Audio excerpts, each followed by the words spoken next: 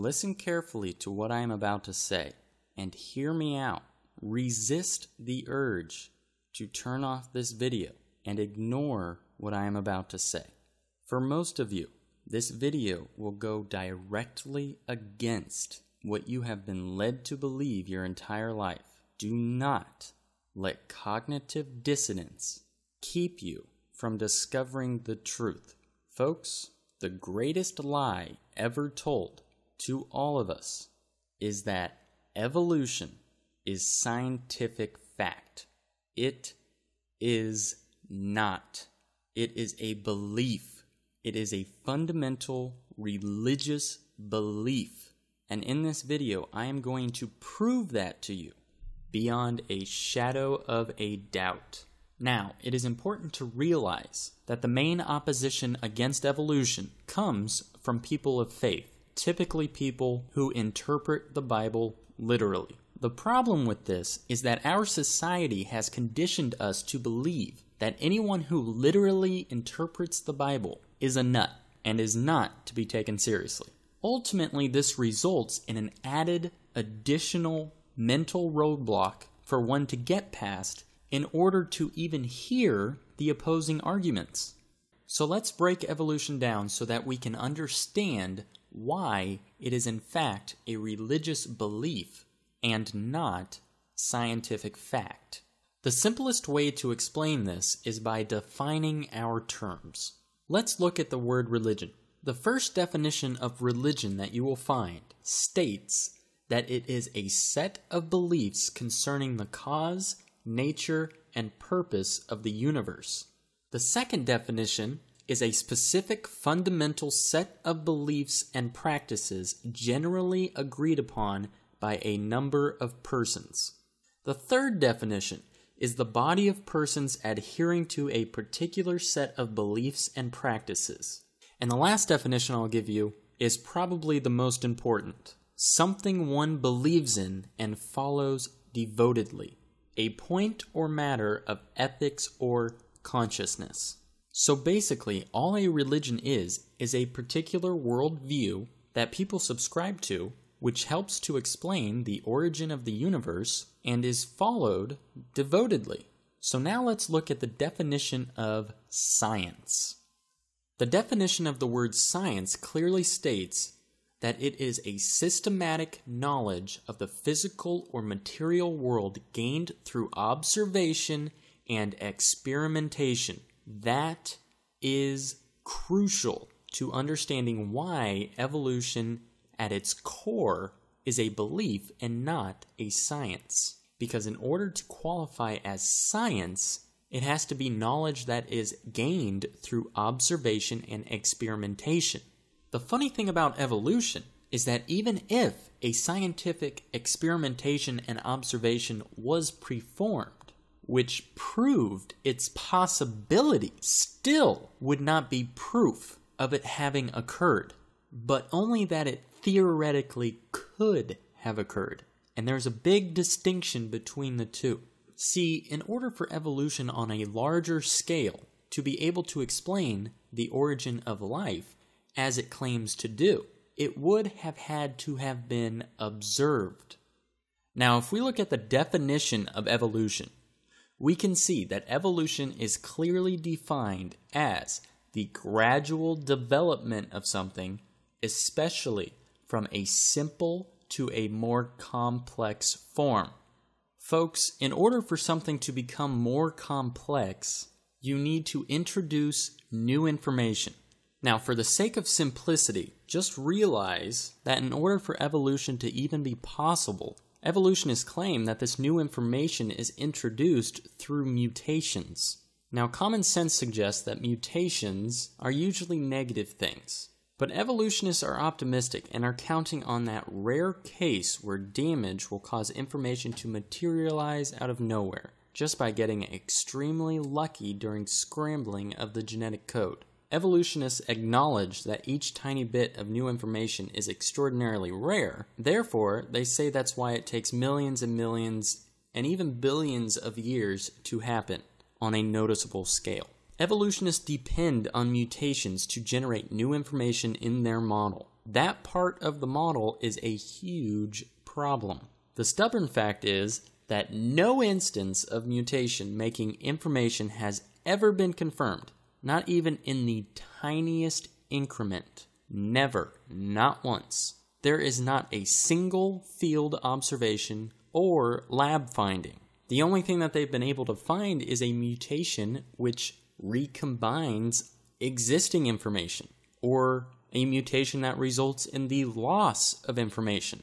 But they have never found a mutation that resulted in new information being created. Never, ever, not once, not one time has that ever been proven to even be possible. Folks, adding brand new information to the genome essentially is evolution. So if there is no evidence that it has ever happened, there is no evidence for evolution at all. Furthermore, if there is no evidence at all that it is even possible, and no one has ever observed it happening, there is no way to calculate an average time frame for it to occur. You can't develop a mathematical equation to express the time needed for this beneficial mutation that would result in the creation of new information to occur. Meaning, there's no way to know how long it would take, even if it was theoretically possible. So this whole idea of it taking millions or billions of years is literally pulled out of thin air.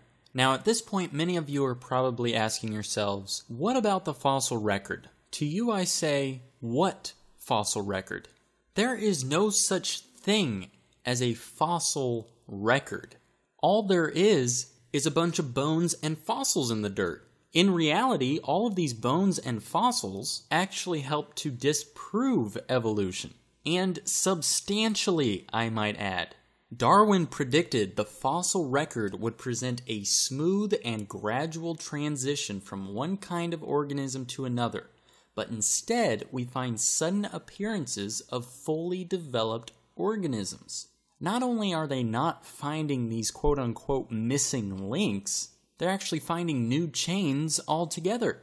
Even more damaging to the evolution theory than that, though, is a little thing called carbon-14. Now, radioactive carbon is like an hourglass that is inside all living things. But once an organism dies, the sand in the hourglass begins to run out. This is called radioactive decay. Nothing on Earth can stop it. And we know that carbon-14 has a short half-life. In layman's terms, we know that it is impossible for any trace of carbon-14 to last more than 100,000 years after something dies. So since evolutionists think fossils are millions of years old, they predicted that fossils cannot contain any trace of carbon-14. However, in recent years, the accelerator mass spectrometer has made it possible to measure trace amounts of carbon-14. Of course, many fossils are completely mineralized with no traces of the original carbon, let alone radioactive carbon. Nevertheless, there is a great deal of unmineralized fossil material being found, including such material as crude oil, coal, diamonds, and even dinosaur bone marrow. So what do we find when these things are tested? If you haven't already guessed, carbon-14 is present in all of these things, even diamonds. Folks, fossils are much younger than they've been telling us. And now, every AMS lab in the world has the proof. Testing labs all over the world are finding carbon-14 throughout the fossil record, from top to bottom, even after carefully filtering out potential contamination.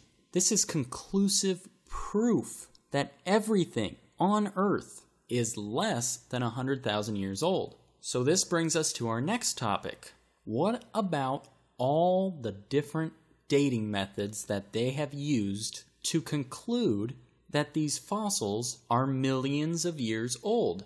Well, the first thing that you need to keep in mind is that these dating methods that they speak of, like carbon dating, potassium-argon dating, and so on and so forth, are not actually used to age fossils. The so-called geologic column is what is used to date fossils.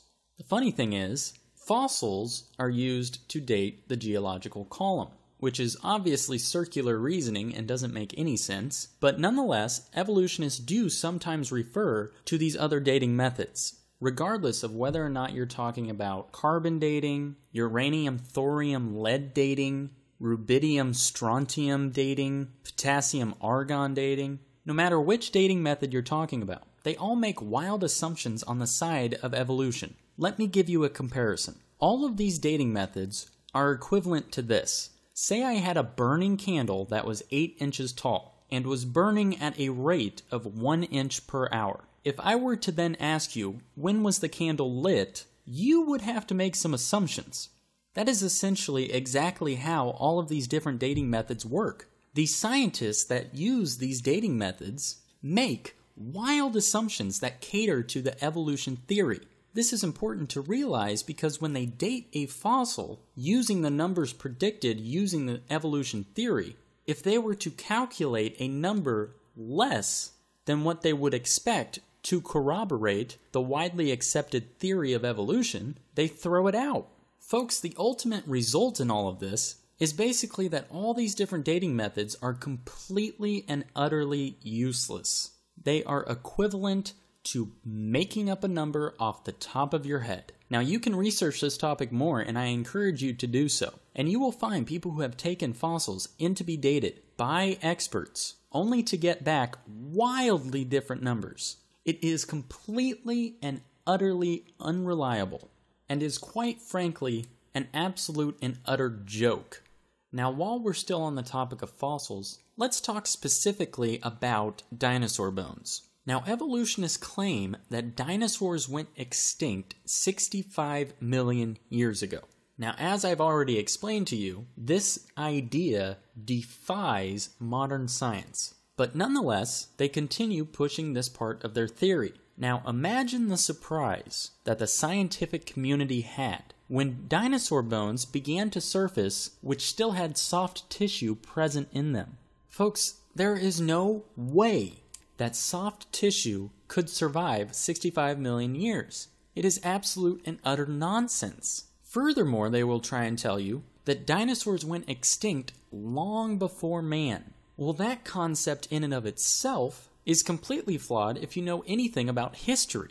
You can look up ancient cultures from all over the world that all depict and write about dinosaurs living side by side with man. These reports are everywhere. Most notably to some are the Inca stones. But let me take it one step further. There are still reports to this day of people seeing dinosaurs. I'm sure you have all heard of a little thing called the Loch Ness Monster. Now, folks, the Loch Ness Monster is not the only one. In fact, there are reports of similar creatures from thousands and thousands and thousands of different people witnessing these creatures in various different lakes all over the world. Now, it is believed by some that these creatures could be a plesiosaurus or something of the like, i.e., a dinosaur. And there are similar reports of people seeing different kinds of dinosaurs all over the world as well. There are even reports of pterodactyls supposedly digging up the graves of people in India from recent years.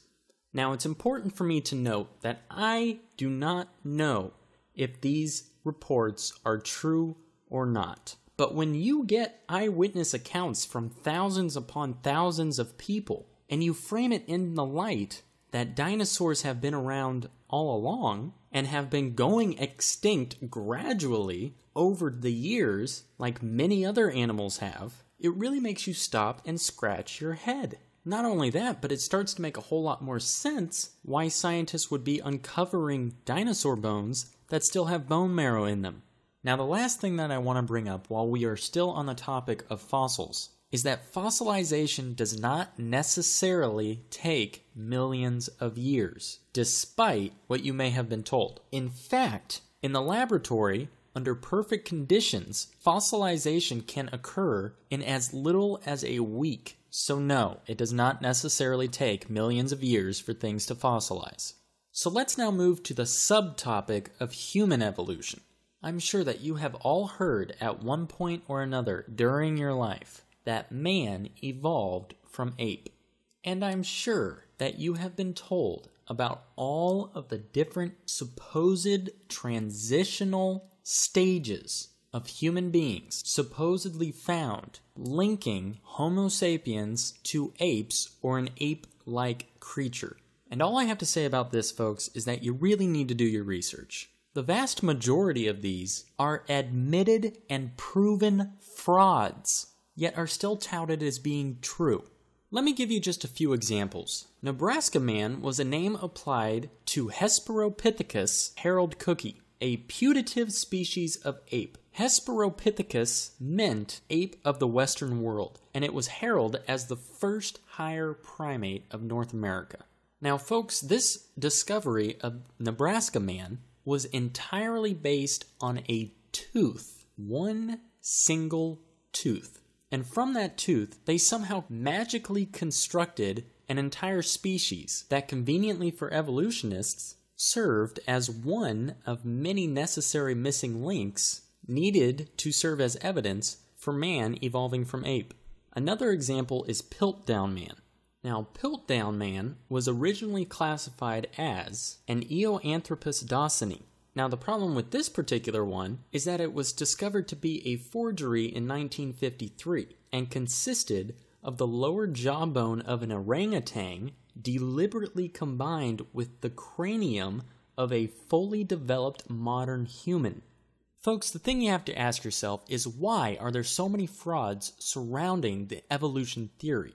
Statistically speaking, these genetic mutations that result in the creation of new information are extraordinarily rare, meaning that in order for one species to transcend to the next level, as the theory of evolution dictates, they would have to cycle through hundreds, probably more like thousands upon thousands, of generations in order for this genetic fluke to occur. My point is this. Either these man-like apes should have been around for thousands and thousands of years, or at the given point in time when they did exist, there would have had to have been a huge population of them. In either case, the quote-unquote fossil record should be riddled with these bones. These archaeologists shouldn't be resorting to creating hoaxes in order to gain notoriety and fame for finding the missing link. They should literally be tripping over these things.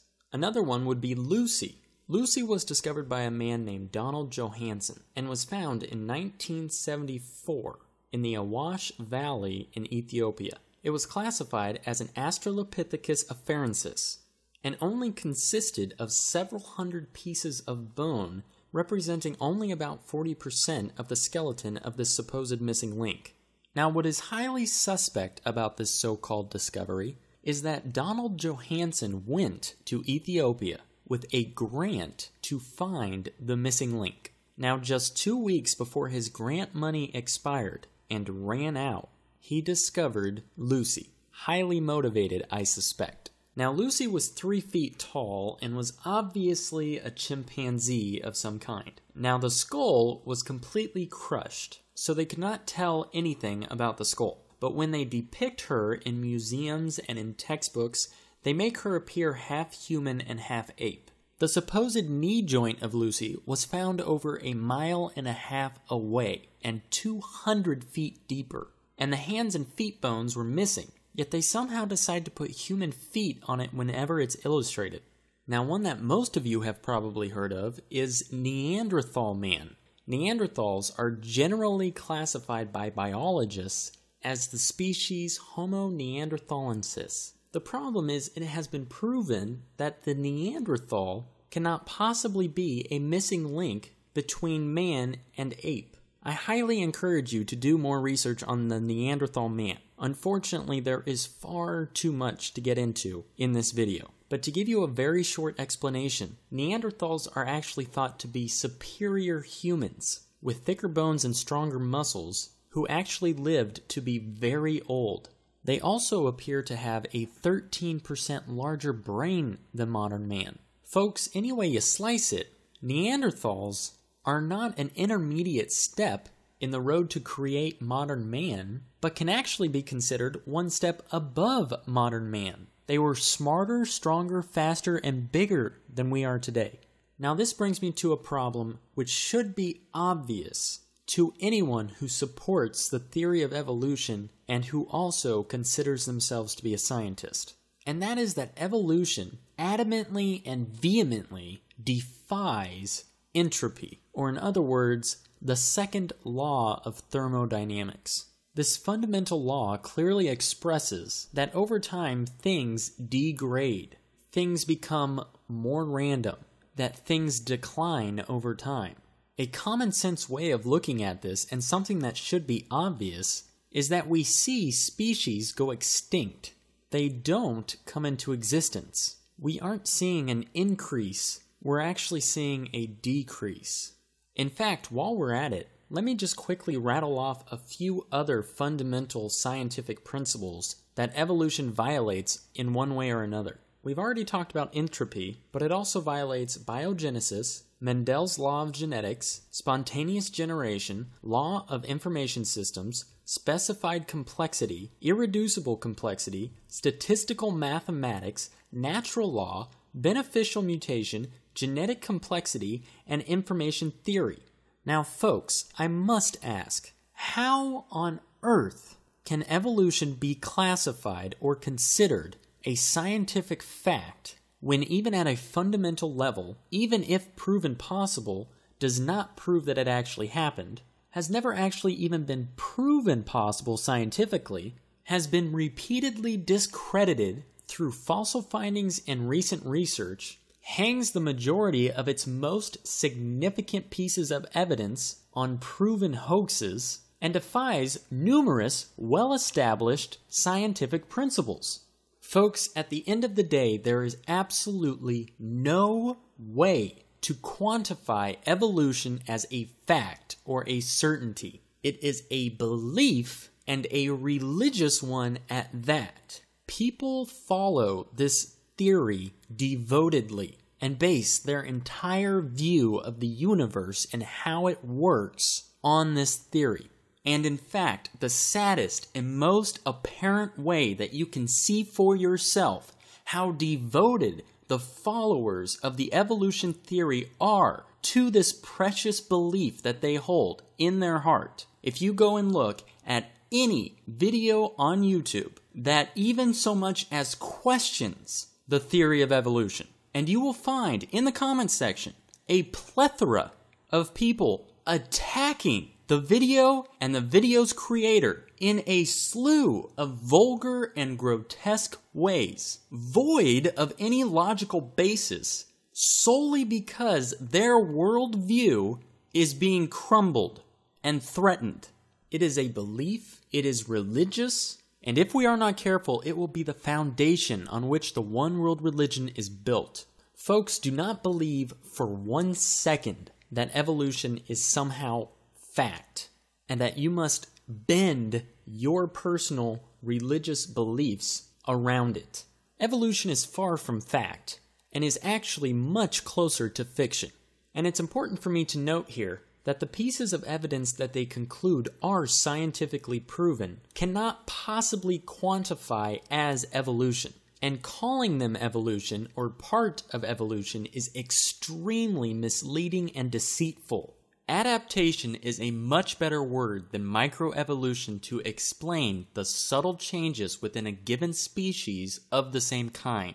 Obviously, animals change over time. That's how we're able to breed different types of dogs or faster racehorses for the Kentucky Derby. That's all done through selective breeding. That has nothing to do with evolution. Now, as we talked about in the beginning of this video, evolution implies the creation of new information. The problem is that every single one of these microevolution cases that they point to in an attempt to solidify their theory all are the result of recombining already existent information or losing information. In none of these is new information being created, which is what is essential for evolution to be true. To explain this on a graph, I've already explained that evolutionists believe that all forms of life evolve, meaning that they are adding complexity, they are adding information.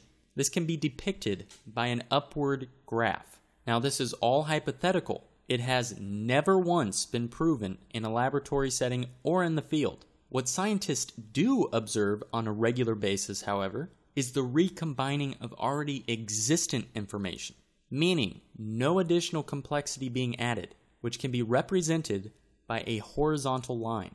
In other words, variations within the same kind of animal, but all resulting from the same genetic information. Nothing added, nothing subtracted. They also occasionally witness mutations that result in the loss of genetic information. This can be represented by a downward slope, or the loss of complexity, the loss of information. Now, sometimes they try and confuse you, and they will point to something that they claim is a beneficial mutation that is actually the result of losing genetic information. But the way that that works is an organism losing a protein that a virus or bacteria attacks. Therefore, if the organism no longer produces and creates that protein, this virus that was attacking them is no longer able to. And they credit that as a beneficial mutation when in reality, it is the loss of genetic information and cannot possibly quantify as evolution. If anything, it's de-evolution.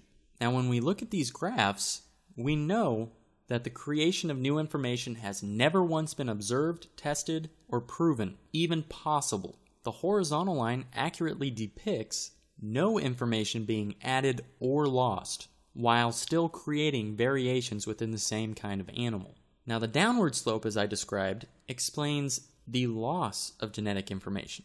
Now, the thing with this is, you can't continue losing genetic information and still see beneficial mutations. The vast majority of the time, when you lose genetic information, it's a negative thing. So yes, while scientists can occasionally point to the loss of genetic information being a benefit to a particular animal, not only is that extraordinarily rare, but it actually shows de-evolution. So when we look at this graph and we see what has been proven and what has never been proven, and we look back at these bones of Neanderthal man being uncovered, well, it begins to seem as though we're actually, in a sense, de-evolving. I mean, after all, that is what the science is indicating. Now, my point is that when somebody comes to you and claims that evolution is scientific fact, you can be rest assured that they clearly don't even understand evolution on an elementary level. Evolution has absolutely no proof to back it up, and the evidence that is used to support it is questionable at best.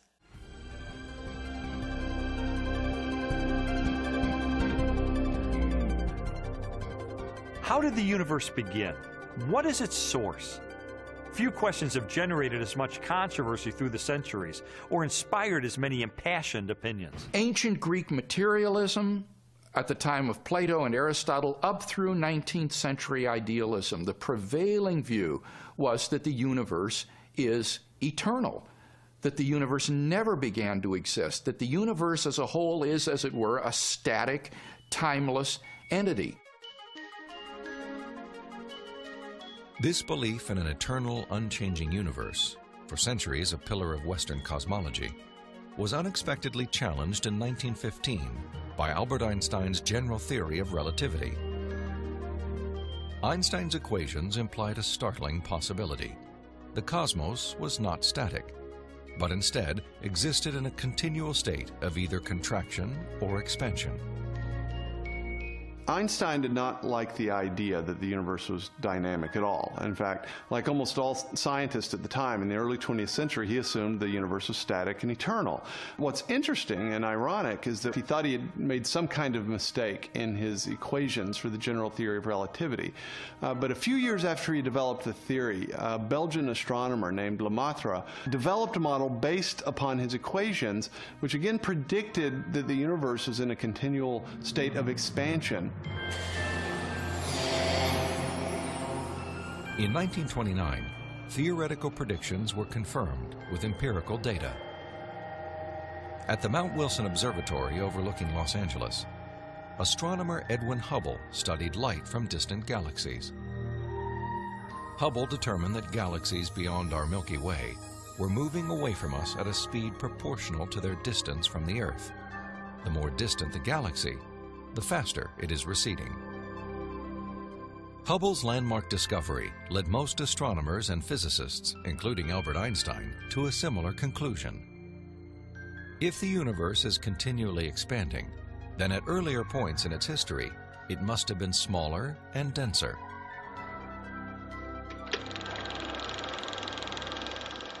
I think a good way to visualize this is to imagine that the history of the universe has somehow been photographed and made into a movie that we could play on a projector. As the projector runs forward, we watch the universe as it continually expands. But if the projector were to be stopped and were switched into reverse to make the movie run backward, then instead of watching the galaxies move farther and farther apart from each other, we'd see them draw closer and closer together. As you trace this expansion back in time, the universe grows denser and denser and denser until finally the entire known universe is contracted down to a state of infinite density, which marked the beginning of the universe. At this point, which cosmologists call the singularity, all matter and energy, physical space and time themselves came into being. This literally represents the origin of the universe from nothing. So the startling implication of Hubble's discovery was the temporal finitude of the universe, that the universe had an absolute beginning at some point in the finite past. During the second half of the 20th century, other discoveries also pointed to a universe with a beginning. These images of the cosmic microwave background radiation document what most scientists now believe is the remnant heat generated during the universe's early history. Background radiation is found throughout the cosmos and indicates its expansion from a sudden, perhaps violent moment in time. This evidence for a finite universe has reaffirmed the conclusion of an ancient philosophical deduction. It is called the Kalam cosmological argument. The Kalam argument is deceptively simple in its formulation. It consists of basically 3 steps. Premise 1 is that whatever begins to exist has a cause. Something cannot come into being uncaused out of absolutely nothing. Premise 2 is that the universe began to exist. And the remarkable development that has occurred is that for the first time, we now have solid scientific evidence for the truth of that second premise, that the universe began to exist. And from those 2 premises, it follows logically, therefore, the universe has a cause of its existence. Whatever begins to exist has a cause. The universe began to exist, therefore the universe has a cause of its existence. And that points to a reality beyond the universe, a transcendent reality beyond space and time, and therefore non-physical and immaterial, which created the universe out of nothing and brought it into being. The implications of a finite universe, coupled with other discoveries of modern cosmology, have led many scientists to unmistakably theological conclusions. There is no ground for supposing that matter and energy existed before and were suddenly galvanized into action. It is simpler to postulate creation ex nihilo, divine will constituting nature from nothingness. The chain of events leading to man commenced suddenly and sharply, at a definite moment in time, in a flash of energy and light. We can't understand the universe in any clear way without the supernatural. Supernatural creation of the universe in a flash of energy and light. You know, it sounds an awful lot like the first chapter of Genesis to me. Today, the vast majority of even the most skeptical astronomers and cosmologists believe that the universe had a beginning. This belief isn't based on some theological doctrine. It's based on scientific evidence. And I think if we follow the evidence wherever it points clearly and powerfully and persuasively in the direction of a creator. You call it the Kalam cosmological argument, which basically says everything that begins to exist has a cause. We now know the universe began to exist, therefore the universe must have had a cause. And of course, what kind of a cause could bring a universe into existence? Must be immaterial, must be eternal, must be powerful, must be smart. I mean, and you begin to see the qualities that reflect what the Bible tells us about God. Yes. That has interestingly come under attack in recent years for the first premise that whatever begins to exist has a cause. I think you probably thought that the big challenge would be on the second premise, which is that the universe began to exist, but that's pretty firmly established. The issue of things coming into existence without a cause is now kind of the popular counter-argument, isn't it? Well, I think it's a recourse of desperation, frankly, Lee. As you said, when I wrote the Kalam cosmological argument back in 1979, I thought that the first premise, that whatever begins to exist has a cause, was virtually indisputable. Yeah. Nobody believes, for example, that a horse might just pop into existence out of nothing here in the auditorium, or a gas station, or an Eskimo village. Things that come into being have causes that bring them into being. It seemed to me that the controversial premise was the second one, that the universe began to exist. And so I adduced 4 lines of evidence in favor of that second premise, 2 lines of philosophical argument, and then 2 lines of scientific evidence. And what's happened, as you say, is that as that second premise has come to be more and more generally accepted, atheists have been backed into the corner of having to deny the first premise and to say that the universe just popped into being uncaused out of nothing. It sounds silly when you say it. Well, it's worse than magic. Yeah. When you think about it. It really is. In magic, when the magician pulls a rabbit out of the hat, at least you've got the magician. Right? But on atheism, the universe just popped into being uncaused out of absolutely nothing. So if you do not believe in magic, you should resist any kind of attempt to deny the argument by rejecting the first premise, because then you're believing something worse than magic. They teach the kids it all started with a big bang 20 billion years ago. A big bang. I like to ask them some simple questions. What exploded? And where did it come from? And where did the energy come from? Et cetera, et cetera. According to the Big Bang Theory, it all started with a little tiny dot and exploded and spread out over all the universe much faster than the speed of light. Well, the Big Bang Theory, as we'll see in a minute, is stupid. I don't know of a better way to say it. I'm trying to be nice to them, but it is just stupid. The Big Bang idea started with a Belgian astronomer named George something, can't pronounce his last name. George said that this original matter was no more than a few light years in diameter. At the very least, that would be 2, or about 12 trillion miles. So they started off teaching a spot 12 trillion miles across was what exploded. Well, they revised that down. In 1965, they said, no, it was only 275 million miles across. Well, that's way down from 12 trillion. 1972, they said, no, it's only 71 million miles across. I don't know how they know this stuff, but this is what they taught, okay? 1974, they said it was only 54,000 miles across. 1983, they said it was the trillionth the diameter of a proton. Now they're saying it's nothing at all. Nothing exploded. And here we are. This is what the textbooks teach. 18 to 20 billion years ago, all the matter in the universe was concentrated into one very dense, very hot region that may have been much smaller than a period on this page. That's stupid.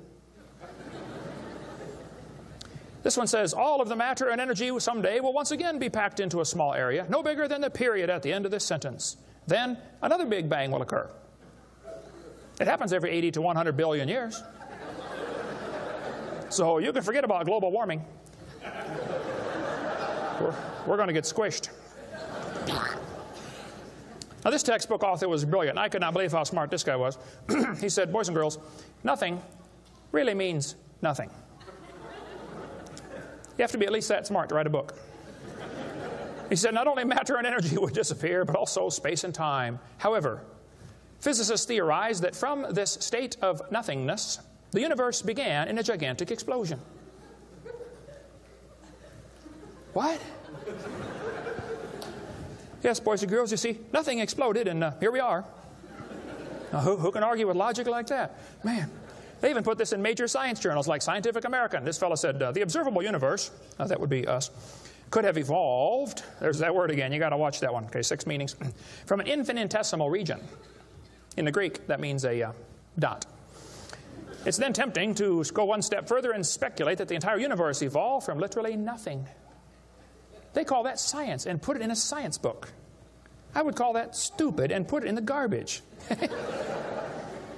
They're teaching this kind of stuff, folks. This one says, all the matter in the universe was drawn into this little tiny dot, and it spun faster and faster. This is what they teach the kids. Some kids doing this for homework tonight, right? It spun faster and faster. One day, it exploded. Big bang. I was talking to a professor from Berkeley one time. I was sitting on the airplane next to a professor from Berkeley University. We got talking about the Big Bang, and he said he believed in the Big Bang theory. I said, yes, sir, I figured that. You have to teach it in Berkeley. I said, tell me, sir, how did the universe get here? He said, well, 20 billion years ago, all the matter was squished in this little tiny dot, and it was spinning real fast, and it exploded. Big Bang. And pieces flew off and became the galaxies and the sun, the moon, the stars, and finally, you know, people. Here we are. So I asked this professor if I could ask him some questions about the Big Bang. He said, sure, what would you like to know? I said, well, sir, you told me 20 billion years ago, all the matter in the universe was squished in this little tiny dot, and it was spinning faster and faster and exploded. I said, where did all this matter come from? He said, well, we don't know that for sure. I said, well, sir, would you please tell me where the laws came from? The universe is run by laws, gravity, centrifugal force, inertia. Who gave the laws? He said, we don't know that either. I said, sir, could you tell me where the energy came from? You know, it takes energy to make a big bang. Who bought the gas to run this machine anyway? He said, we don't know that either. I said, sir, could I ask you another question? He said, sure. What else would you like to know? What else? What do you mean else? You haven't told me nothing yet. I said, does Berkeley have a merry-go-round? How many of you know what a merry-go-round is? You go round, round, round till you puke, okay? He said, no, we don't have a merry-go-round at Berkeley. I said, you ought to get one. You could learn some good science on a merry-go-round. If you put some fourth graders on a merry-go-round, are there any fourth graders in here tonight? Who's in fourth grade? All right, I like fourth graders. I spent the best 5 years of my life in the fourth grade. That's before they diagnosed ADD. Put some fourth graders on the merry-go-round. I like using fourth graders because they're tough and they're expendable. And we're going to get the high school football team out there to get that thing spinning clockwise as fast as it will possibly go. Now, if you have a digital watch, you may not know what clockwise means. I'll explain it later. We're going to spin the merry-go-round clockwise. The kids are going to go through 4 phases. They start off in phase 1. They're screaming at the football players. Come on, let's go. Faster, faster. Can't you go any faster? You get up around 30 miles an hour. The kids enter phase 2, where they stop screaming. They just quietly concentrate on trying to hang on for dear life. You get up around 60 miles an hour. The kids enter phase 3, where they start screaming again. But now they're screaming, stop, stop, please, slow down. Don't stop, though. Keep going faster and faster. When you get to about 100 miles an hour, you should enter phase 4. That's where the kids begin to fly off the merry-go-round.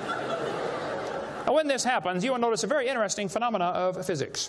If the merry-go-round is going clockwise, when the kid flies off, the kid will be spinning clockwise until he encounters resistance, like a tree or telephone pole. That's because of a law in physics known as the conservation of angular momentum. You see, if a spinning object breaks apart in a frictionless environment, the fragments will all spin the same direction. It's very simple. It's because the outside is moving faster than the inside. And so it keeps the same direction of spin. The professor said, yes, I understand about the conservation of angular momentum. I said, well, good. I'd like to ask you a question then, sir.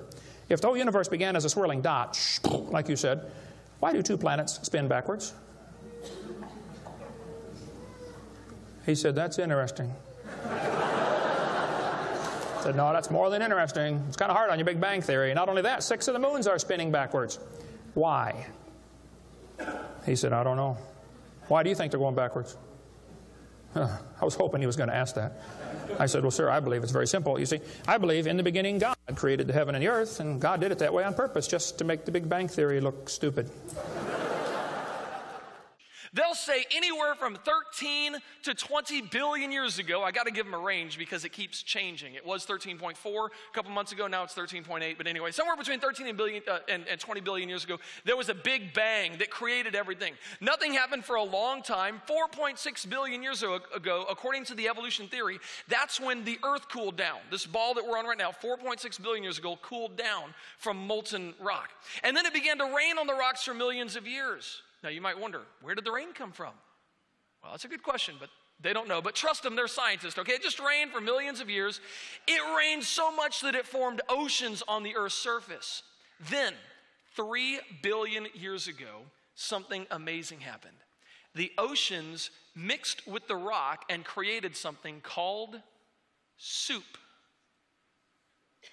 No, really, soup. That's what it's not impressive? Okay, soup. It made soup. Soup is 3 billion years old. And then lightning struck the soup or something happened, but the soup came alive 3 billion years ago. That's a good trick. But then it found somebody to marry. That's another good trick. And then it found something to eat. Another good trick. Anyway, here we are today, ladies and gentlemen, after 3 billion years of evolution and 3 million years of human evolution. That's the evolution worldview in a nutshell. That's if you take out all the scientific terminology and boil it down, that's what they believe. And I'm telling you, they keep changing their mind about what happened here. This article from September says, this new finding may challenge assumptions about the origins of life. And I told you, I wasn't joking about the soup thing. Before there was life on Earth, there were molecules. A primordial soup. I even found some of it. There it is, right there. We've got it. The only problem is you have to cook it for 4.5 billion years. That's the only problem, all right? It takes a little while. It says, at some point, a few specialized molecules began replicating. This self-replication, scientists agree, kick-started a biochemical process that would lead to the first organisms. But exactly how that happened, how those molecules began replicating, has been one of science's enduring mysteries. That is way more than a mystery, man. Notice, though, they say, we know it happened this way. Now we just got to find out how. Their theory is not in question. That is not science. Stars blow up about every 25 to 30 years. If it's a little one, they call it a nova. If it's a big one, they call it a supernova, okay? But about every 25 or 30 years, a star explodes. Well, they searched the heavens with the Hubble telescope, and they can not even find 300 supernova rings. Question, if the universe is billions of years old, why aren't there billions of supernova rings? Why less than 300? Which would mean less than 10,000 years. Yeah. Some people say, well, new stars are forming in Crab Nebula. No, there is no evidence of new stars forming. There are some spots getting brighter, and you can interpret that as new stars forming if you'd like, but it's not proof a new star is forming. Could be the dust is clearing and there's a star behind it. Any freshman law student could tear your argument apart in a court of law. Textbook says it takes billions of years for red stars to turn to white stars. That's what the books teach. That is simply not correct. We have overwhelming evidence that stars do change. They fall apart, they burn out. They change from red stars to white stars. There seems to be pretty good evidence for that. But we also have evidence it does not take billions of years. All the ancient astronomers said Sirius was a red star. Everybody just 2,000 years ago was describing Sirius as redder than Mars, one of the red stars. Today, it's a white dwarf. We know what happens in less than 2,000 years. Don't tell me it takes millions of years. That's simply not correct. We have, one good experiment's worth a pound of theory any day. And we've got experimental evidence we can see and test and prove it doesn't happen that long. Some of the planets are still hot, but they're cooling off. They're radiating more heat than they gain from the sun. They can't be billions of years old. It's just not logical to say Jupiter, which is losing heat, is billions of years old. It just can't be. Jupiter has a little moon called Ganymede. Ganymede has a strong magnetic field. When it was discovered about this strong magnetic field, they said, wow, that's strange. That indicates a hot core, and yet Ganymede should have cooled off billions of years ago. I wonder why it still has such a strong magnetic field. Well, I can tell them why. You see, about 6,000 years ago, God created everything. Ganymede's not even 6,000 years old yet. Well, a few days older than that. It's real simple. Saturn has rings around it, but the rings are unstable and they're moving away from the planet. There are all kinds of factors that are affecting the rings of Saturn. Gravitational pulls and things like that. There's a good article about it in the book by Walt Brown, In the Beginning. Saturn's rings cannot be billions of years old. That fits the biblical theory that everything was created about 6,000 years ago. Okay, the moon is going around the Earth. How many knew that already? The moon goes around the Earth. Okay? Did you know as the moon goes around, it's gradually getting farther away? We're slowly losing the moon. It's only a couple inches a year, about 3 inches a year, so it's no big deal, nothing to worry about. Plus, there's nothing you could do about it anyway, okay? But the moon is getting farther from the Earth every year. Now, kids, this is going to be complicated, so listen carefully. The moon is getting farther from the Earth every year. So that means that it used to be closer. How many can figure this out? Now, stay with me, okay? All right. Well, if you bring the moon in closer, you start to create a problem because the moon causes the tides. Now, you folks in Jacksonville probably have to worry about the tides, don't you? If a hurricane hits during high tide, you got a serious problem on your hand. Well, if you brought the moon in closer, the tides would be higher because of a law known as the inverse square law. If you brought the moon into 1/3 the distance, you take the 1/3, inverse it, and square it, it's 9 times the gravitational pull. And if you run all the math on this, you'll find out about 1.2 billion years ago, the moon was whizzing around just above the surface of the Earth.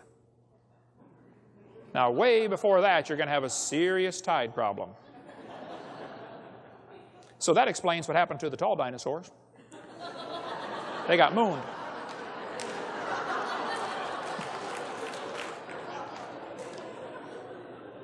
Comets are flying around through space, but comets are constantly losing material. That's what the tail is blowing off of a comet. It's losing part of itself, okay? You can't just keep losing and losing. Pretty soon, it's gone. You know, it's kind of like your checkbook. See, if your outgo exceeds your income, your upkeep will be your downfall every single time. Well, these comets are losing material, and it's been estimated they can't last more than about 10,000 years. Okay, well then I have a question. If the Earth is billions of years old, and if the universe is billions of years old, why do we still have comets? I mentioned this in a seminar one time, that this is an evidence that the universe is not billions of years old. Just the very existence of comets, like Halley's Comet, it proves it's not billions of years old. And this one atheist went home and devoted an entire website against me. There are now over 1,000 anti-Hovind websites. Type in Kent Hovind on the search engine and watch your computer melt. They hate me out there. So we spent about 2 months here last year, and we developed a series called Dr. Hovind Answers His Critics. And we answer all the stuff that they say on the websites on a video. You can get it on video or DVD or audio track if you'd like, or CD if you want to listen to it as you drive. I give an answer to some of the stuff they're criticizing on there. But one of these atheists on his website, or you can also listen into my radio program. Go to Dr. Dino, my website, and go to the Creation Science Hour. We do a daily radio broadcast for an hour. Anybody calls, anybody from all over the world can call, and we get them from all over. And they ask questions. We have atheists call in and get angry and stuff like that, so that's what it's for. I want to be accessible, to be able to answer questions, because I'm going to defend the Bible view against all comers. Anyway, the skeptic on his website said, Hovind, don't you know that a Dutch astronomer named Jan Oort proposed, that means he hoped, he wished, he prayed, that there was a shell of comets out there at the remote frontiers of the solar system. He said the reason we still have comets is because new ones keep coming in from the Oort cloud. That's his theory, okay? He said this Oort cloud is 50,000 astronomical units away. Well, for those that don't know what an astronomical unit is, that is the distance from the Earth to the Sun. That is 1 astronomical unit, 93 million miles. Did you know it's pretty hard to see Pluto without an excellent telescope? And Pluto's only 39 astronomical units away. You certainly could not see a comet 50,000 astronomical units away. You see, nobody has ever seen the Oort cloud. Oort never saw the Oort cloud. The whole thing's based on a mathematical mistake. There is no Oort cloud. We got even guys like Carl Sagan, who said, many scientific papers are written each year about the Oort cloud, its properties, its origin, its evolution, yet there's not a shred of direct observational evidence for its existence. They know all about it, except they've never seen it and don't know anything about it. There is no Oort cloud. But this skeptic, Madsen, on his website said, fellas, if you want to use the comet argument, it's up to you to prove, beyond a reasonable doubt, that the Oort cloud and other sources don't exist. He's saying, I got to prove the Oort cloud doesn't exist. Now, just hold on a minute, Dave. That's not the way science works. What he's trying to do here is called shifting the burden of proof. The liberals are really good at doing that, and we fall for it most of the time. I'll show you how easy it is to shift the burden of proof. Suppose I said, watermelons are blue on the inside until you cut the skin. Prove I'm wrong. That'd be tough to do, wouldn't it? See, if all I have to do is make up a story and you got to prove it's wrong, I can keep you busy the rest of your life. And he's trying to make up a story that there's an Oort cloud and saying, I have to prove it doesn't exist. How on earth would you prove the non-existence of anything? Wouldn't you have to be all places at all times to prove anything doesn't exist? They can't find Osama bin Laden. Does that prove he doesn't exist? Did you know the galaxies up in the sky are spinning, but they're going different speeds? The stars in the galaxy are going different speeds. If the stars in the middle are going faster than the stars at the outside. If the galaxies were billions of years old, they would no longer have these spiral arms. The spiral arm galaxies are proof they are not billions of years old. So if somebody wants to believe they are, okay, you believe whatever you want, but it goes against the clear scientific evidence from the galaxies. They cannot be billions of years old. The Earth is losing its gravitational field. The Earth's gravitational field is getting weaker. It's consistently getting weaker, like magnets. When you put them on the fridge, when they're new, they're good. After a few years, they lose their magnetism. Earth is losing its magnetism. At the current rate, it's declined 7% since 1829. That was in their last study. It's declined by 14% now in 2014 from 1879. You trace this back, the Earth cannot be more than 6,000 years old. You end up with some serious problems. From galaxies and stars, down to atoms and subatomic particles, the very structure of our universe is determined by these numbers. These are the fundamental constants and quantities of the universe. Scientists have come to the shocking realization that each of these numbers has been carefully dialed to an astonishingly precise value, a value that falls within an exceedingly narrow, life-permitting range. If any one of these numbers were altered by even a hair's breadth, no physical, interactive life of any kind could exist anywhere. There'd be no stars, no life, no planets, no chemistry.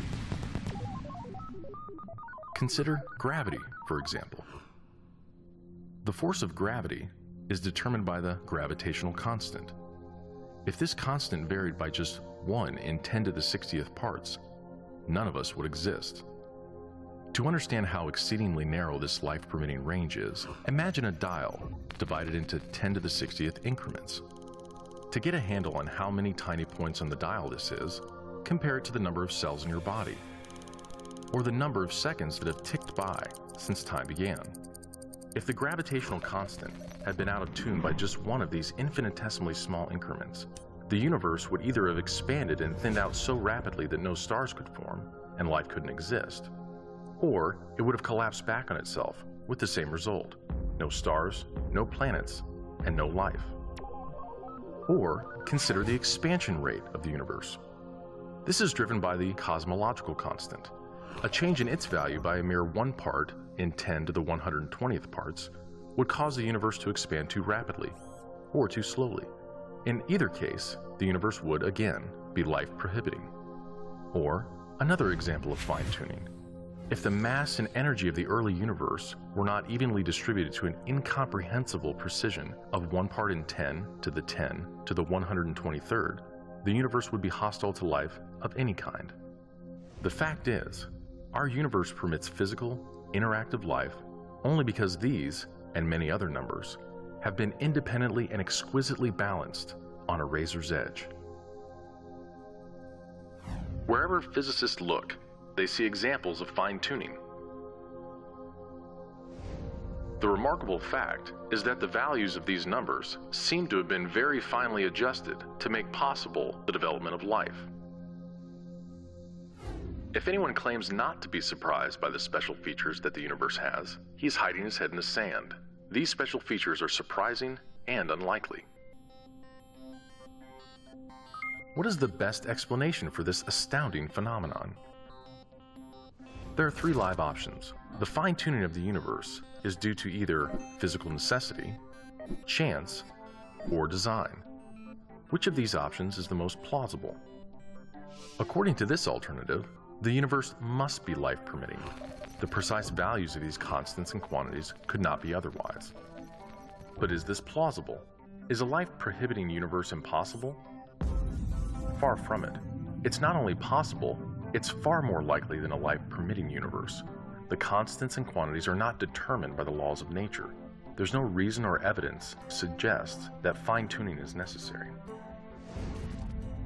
How about chance? Did we just get really, really, really, really lucky? No. The probabilities involved are so ridiculously remote as to put the fine-tuning well beyond the reach of chance. So, in an effort to keep this option alive, some have gone beyond empirical science and opted for a more speculative approach, known as the multiverse. They imagine a universe generator that cranks out such a vast number of universes that, odds are, life-permitting universes will eventually pop out. However, there's no scientific evidence for the existence of this multiverse. It cannot be detected, observed, measured, or proved. And the universe generator itself would require an enormous amount of fine-tuning. Furthermore, small patches of order are far more probable than big ones. So the most probable observable universe would be a small one, inhabited by a single, simple observer. But what we actually observe is the very thing that we should least expect: a vast, spectacularly complex, highly ordered universe, inhabited by billions of other observers. So even if the multiverse existed, which is a moot point, it wouldn't do anything to explain the fine-tuning. Given the implausibility of physical necessity or chance, the best explanation for why the universe is fine-tuned for life may very well be it was designed that way.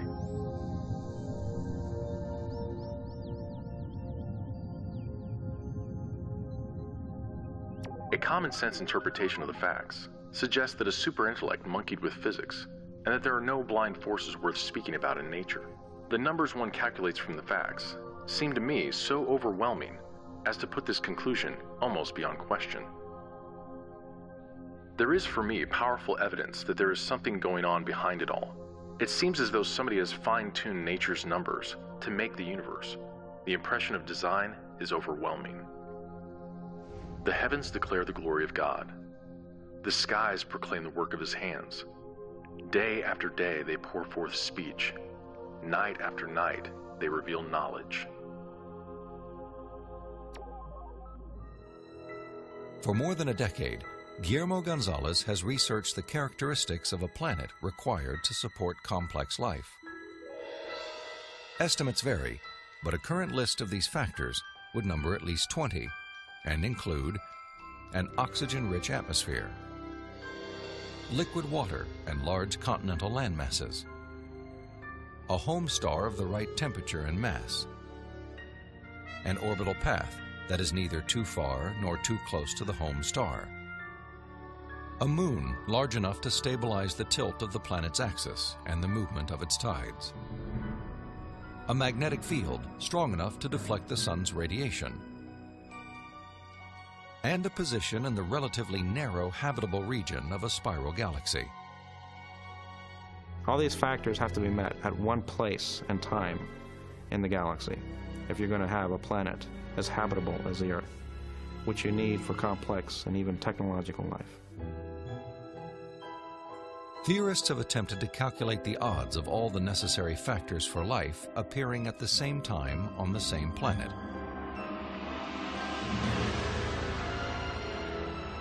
A conservative estimate is 1 chance in 10 to the negative 15th, or 1 1,000th of 1 1/trillionth. On those terms, even when compared to the billions of suns and possible planets in our Milky Way galaxy, the probability of even a single habitable world appears unlikely. There are many probabilistic resources in the galaxy, but on the other side of the coin are all these factors that you need. You have to get just right in order to have just one habitable planet like the Earth. And that leads me to conclude that yes, we're rare in the galaxy. Gonzalez's study of the Earth's habitability led him and colleague Jay Richards to expand the scope of their research. They began to examine how a life-sustaining planet like Earth may also give its human inhabitants access to the mysteries of the universe. I don't think there has ever been a time in the history of the human race in which at least some people haven't contemplated these questions. We ask, why can we see distant galaxies, millions of light years away in the universe? Why can we postulate what's going on inside atoms or inside black holes? Why are we able to discover things about the universe, to answer questions about its age? For most scientific discoveries that we're able to make, these sorts of things can't be explained in terms of the survival of the fittest of our distant ancestors. Not only our ability to do science, but the openness of the natural world to science just completely outstrips the sort of reductionist and Darwinian explanations that we're used to. In response to this evidence, Richards and Gonzalez have argued that our ability to make scientific discoveries is no fluke or accident. Instead, it points to an underlying purpose behind the universe. It is actually designed for discovery. Guillermo Gonzalez and I spent several years pursuing a hypothesis that those rare things that life needs in a planetary environment, those things that make a planet habitable, also set up the best set of conditions overall for scientific discovery. There are many examples of this correlation, including our planet's oxygen-rich atmosphere, both a critical requirement for our survival and a transparent window that allows us to explore the distant universe.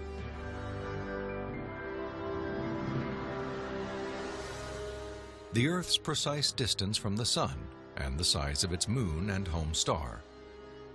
These factors not only control our planet's temperature, axial tilt, and the movement of its tides, they also ensure perfect solar eclipses, phenomena that have provided scientists with invaluable data about the composition of stars and the properties of light. And our location in the Milky Way. The Earth is positioned between two spiral arms within a relatively small region where life is possible. As a result, we enjoy an excellent platform for clear, unimpeded views of our galaxy and the rest of the cosmos. I think God intentionally created a habitat for us that allows us to see Him through the creation that He has left behind. And this habitat is conducive for us to do scientific research. It didn't have to be that way, but it is. Why? Because I believe that by doing science, we find God. Moral laws are universal, they are immaterial, and they are unchanging. They don't change from time to time. Absolute moral laws do not change. Don't confuse that. I'm not talking about our understanding. I'm talking about the actual laws of morality. Here's my question. How does the strictly material world that Bernie described himself as a naturalist, how does the strictly material world come up with an immaterial law? How does matter come up with something that is not made out of matter? How does a universe that, according to Bernie's worldview, is always changing, it's always evolving, how does it come up with unchanging laws of morality? Laws that do not change. They're constant. By the way, it's the same with laws of logic, laws of science, and laws of mathematics. The strictly material world could never come up with laws of logic, science, math, and morality that are universal, immaterial, and unchanging. I was arguing with a kid that was making that claim. There are no moral absolutes. He was holding a box of cookies. I grabbed his box of cookies and I said, "Give me your cookies." Guess what he said? The nerve of it. He said, "No." I said, "Give me your cookies." He said, "No." Thankfully, I was bigger than him. If it was like a big girl, wouldn't have done that. But I was bigger than him. I said, "Give me your cookies." He said, "No."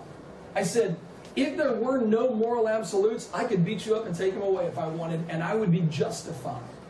It would be okay for me to do that. Without absolute moral laws, you can never say what ought to be the case. You can only say what is the case. Morality inherently tries to say, here's what ought to be the case.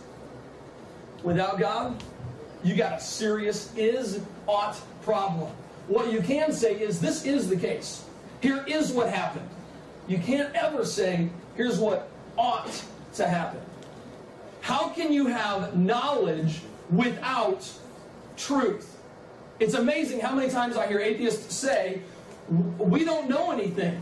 And I'll ask them, do you know that? That in itself is a truth claim. I'm glad Bernie actually talks on a regular basis about how he was in a pursuit for truth. When you watch his testimony, it says, going into this search, his search to kind of destroy atheism as when he said he was a Christian, it really turned into a search for truth, because I really wanted to know the truth. Here's the problem. How do you have truth without God? Truth is that which conforms to the mind of God. He said, I committed myself to that. I committed to myself that I would place the truth above everything. And later he said that included God, including God. How do you have truth without God? That's what I'd like to defend here. The proof of God is that without God, you cannot know anything at all. And I'd actually like to defend that. I'd like to give you a logical, reasoned approach to this statement right here so that you can understand that. The Bible, I have to skip this, the Bible tells us very clearly that everybody believes in God.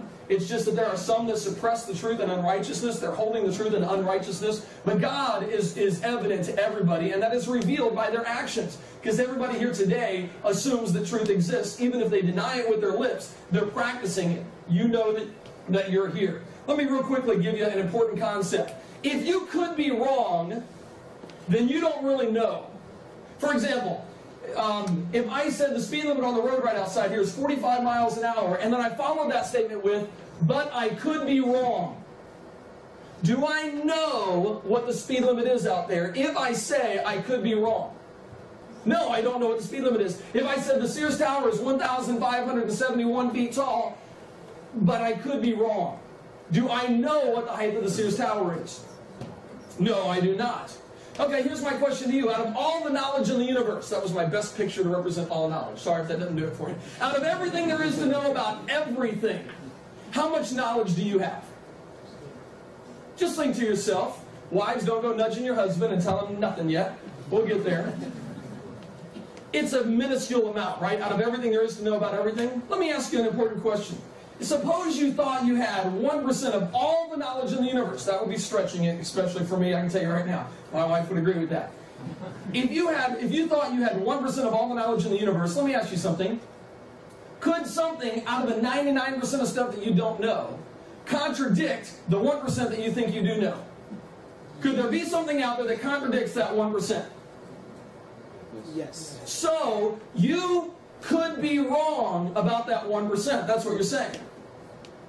Well, if you could be wrong, then you don't really even know that 1%. Which means you don't know anything. With that, I'd like to ask a couple questions to Bernie and allow him to respond. Bernie, could you be wrong about everything you think you know? Yes. So you're saying you could be wrong about everything you claim to know? Yes. Not likely though, but yes, I could be. Ladies and gentlemen, the debate is now over. Nope. Soon as somebody admits, I'm not done yet. Soon as somebody admits that they could be wrong about everything, they have just admitted they don't know anything. How difficult is it to debate somebody when they themselves say, I could be wrong about everything, I don't know anything. All right, let's go. You just denied all of knowledge, and now you want to try to debate your knowledge? You just undermined everything that you want to talk about. If naturalism is true, then all our beliefs are just traits that help us survive. Timothy Keller says it like this: evolution can only be trusted to give us cognitive faculties that help us live on, not to provide ones that give us an accurate and true picture of the world around us. Now you might be saying, well, wouldn't knowing what is true about the world be the most beneficial for survival? Not necessarily. It has long been argued that mild paranoia is much better for survival than an accurate assessment of your environment. Therefore, if evolution only passes on traits that help with survival, and mild paranoia is better for survival, then it logically follows that if naturalism is true, it is more likely that everything we believe to be true is actually a paranoid delusion, instead of an actual assessment of the environment. This argument has been a big problem for naturalists. The literary editor of the New Republic responds to Dennett by asking, but if reason is a product of natural selection, then how much confidence can we have in a rational argument for natural selection?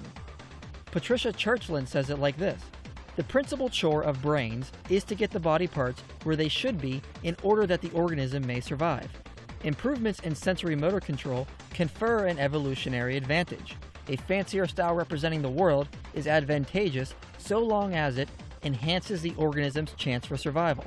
Truth, whatever that is takes the hindmost. Even the great Charles Darwin struggled with this truth. He wrote, "With me, the horrid doubt always arises, whether the convictions of man's mind, which has been developed from the mind of lower animals, are of any value or at all trustworthy." If naturalism is true, then everything we believe to be true are actually just beliefs that help with survival, including beliefs about naturalism. In other words, if naturalism is true, the belief in naturalism is just something we believe because it helps with survival, and we have no way of knowing if naturalism is even true. So the belief in naturalism defeats itself, because you can't believe in naturalism and believe it to be true. We also cannot logically trust what we find empirically. The world studied by science is a world we experience through our senses, and in order for us to experience that world, our minds have to process information it gets from the senses. But if naturalism is true, our minds process information in a way that helps us survive, instead of telling us what we are actually sensing. So how can one argue that everything he gets from his five senses is actually true about the world around him? The five senses evolved to help a species survive. So a naturalist can't argue that the information he gets from his senses is telling him anything but information that helps him survive. This is why C.S. Lewis and Alvin Plantinga argue that it is unreasonable to accept naturalism, because when it boils down, if naturalism is true, then what our brains say about science, morality, and logic is nothing more than chemical reactions designed to help us survive and pass on genetic information. However, if the alternative is true, then an intelligent designer has given us minds that tell us what is real and what is true about the world around us. And it also makes logical sense as to why we operate as if our minds are telling us what is logically true. Now, if you're an atheist and watching this, you've probably arrived at this point and said something like, "So what? This argument doesn't prove that God exists. It only shows that naturalism can't verify that we can trust our cognitive faculties. But it doesn't prove God exists." And you would be correct in saying this. This argument doesn't give us proof for God's existence, it only gives us evidence that he exists. However, if you operate as if your mind does tell you what is true and does give you an accurate representation of reality, then by definition, you are assuming that naturalism is false. Because if you believe naturalism is true, then you must operate as if your mind is only telling you survival information. Theists don't need to operate in such a matter, because we believe an intelligent designer created us with minds that allow us to experience the world as it truly is. Therefore, we have reason to trust our minds to tell us what reality is, and we know that God's existence is also logically coherent, because our logic shows us logical proofs for his existence, such as the modal ontological argument, which can only be refuted by denying logic itself. In conclusion, if you believe naturalism is true, then you cannot trust what your mind has told you is true. It may very well be that you believe naturalism is true only because your mind tells you, and not because there is any logical coherence of its validity. So you cannot operate as if anything you believe is factual. But if you do believe that your mind is telling you what is true about reality, then you are also saying that naturalism is false, and the alternative is more coherent. As Timothy Keller says, if we can't trust our belief-forming faculties in one area, we should not trust them in any area. If there is no God, we should not trust our cognitive faculties at all. Of course, we need more than just biological complexity to do what we're doing. Cats are biologically complex. They don't debate the existence of God. In order to ponder our place in the universe and to ask difficult questions like this and to desire answers and to find these answers satisfying or unsatisfying, we need human consciousness. And it's important to recognize that human consciousness isn't merely having a large and convoluted brain. Consciousness requires what we would call a soul.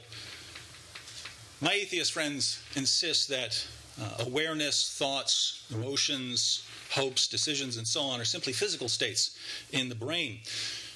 But what sense does that make? My beliefs are true or false. It doesn't make a lot of sense to say that this pattern of molecules is true and this other pattern of molecules is false. I have thoughts that are about things. It doesn't make sense to say that this pattern of molecules is about something.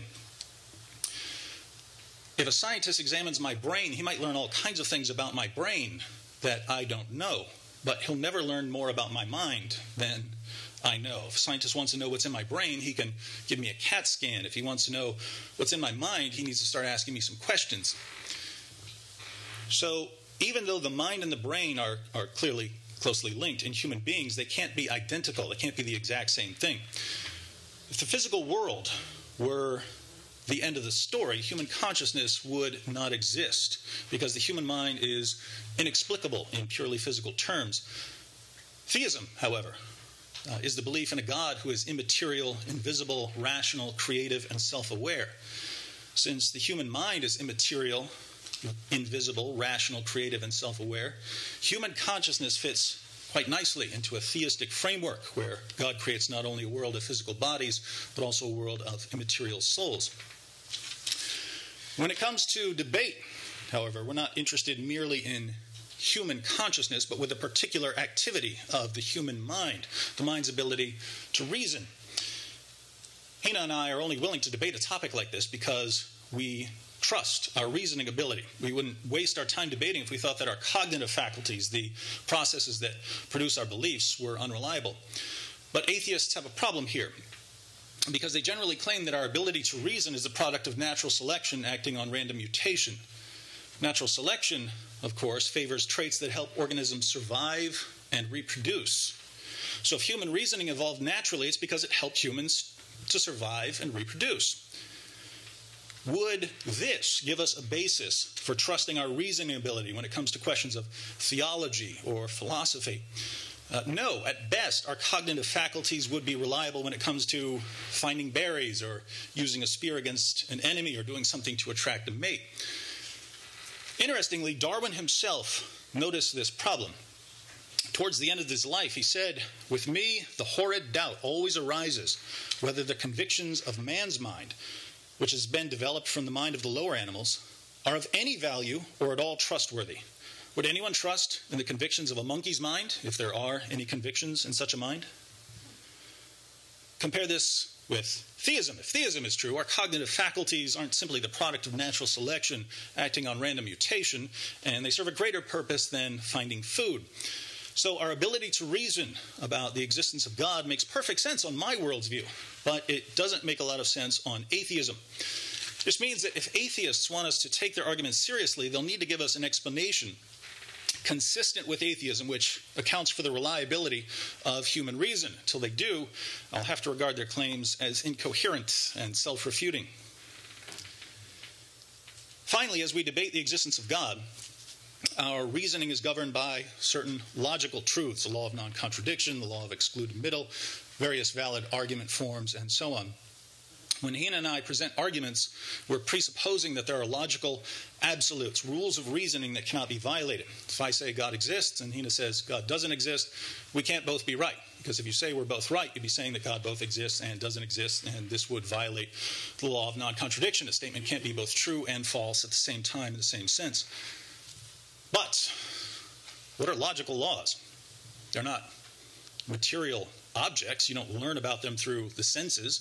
You can't see them, hear them, touch them, taste them, or smell them. You'll never find them with a telescope or a microscope. You learn about laws of nature you learn about laws of nature by making observations and forming generalizations. That's not how you learn about laws of logic. Logical laws are abstract and conceptual. They're concepts. Concepts exist in the mind. The law of non-contradiction was true before there were any human beings. So the law can't just exist in the mind of humans. If all human beings died tomorrow, it would still be true. In fact, the laws of logic would be true in any universe, not just ours. So the laws of logic transcend time, space, matter, and all human minds. They're invariant, unchanging, and eternal. But if logical laws transcend our world, and if logical laws only exist in a mind, there must be a mind that transcends our world. We call this mind God. Putting all of this together, we see that in order for Hina and I to be having this debate, we need a universe to debate in, finely tuned laws of nature, complex biology, human consciousness, reliable cognitive faculties, and access to logical laws. The existence of our world requires a powerful, personal, timeless, immaterial creator. Fine-tuning and biological complexity require an intelligent designer. Human consciousness shows that there's a world of immaterial, invisible, rational, creative, and self-aware beings that supports theism and falsifies naturalism. The reliability of our cognitive faculty shows that they have a higher origin than naturalism can provide, and theism gives us this higher origin. Since logical laws transcend our world and only exist in a mind, there has to be a mind that transcends our world. What does all of this mean? It means that even in debating the existence of God, God has to exist. Since debating the existence of God requires the existence of God, and we're debating the existence of God, I'd say God must exist. I would like to come back to an earlier point, if I may, too, and that is the notion that atheists are somehow the intelligentsia among us and so forth.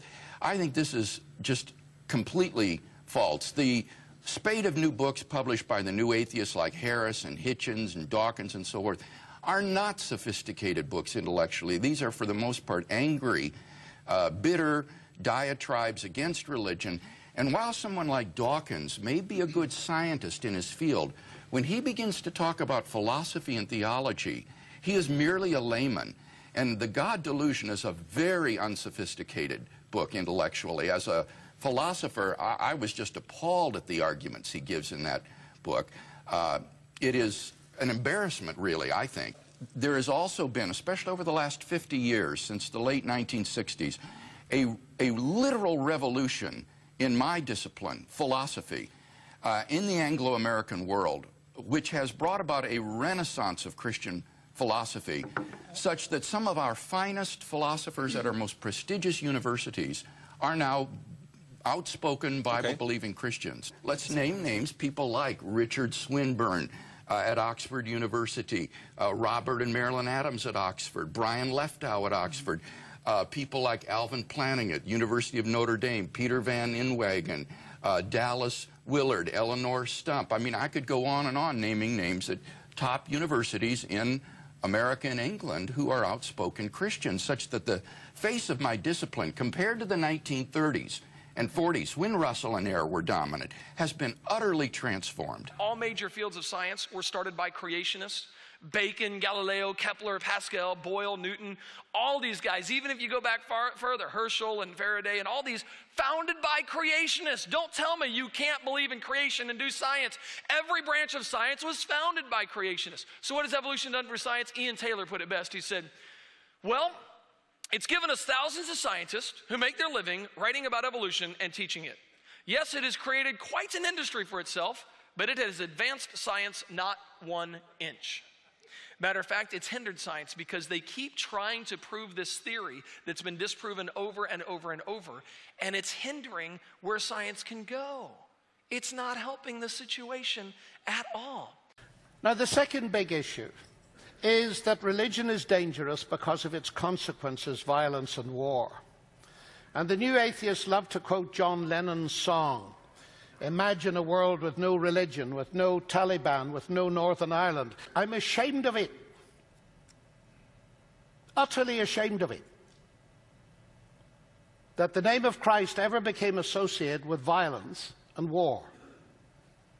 In this question of religion, the thing has two sides, but the new atheists only deal with one side.